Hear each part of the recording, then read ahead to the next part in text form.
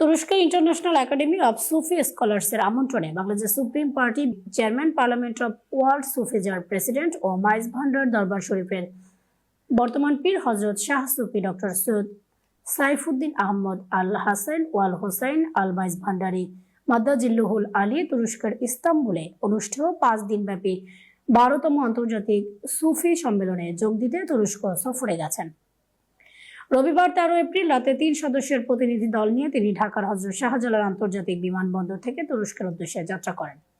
10 দিনব্যাপী তুরস্ক সফর সম্পূর্ণ করে সেখান থেকে তিনি আগামী 22 এপ্রিল 4 দিনের সফরে সৌদি আরব গমন করবেন।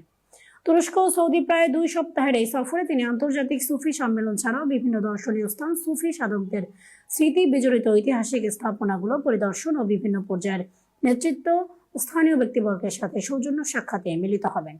তুরস্ক ও সৌদির 14 দিনের সফর শেষে আগামী 26 এপ্রিল দেশে ফিরবেন তিনি।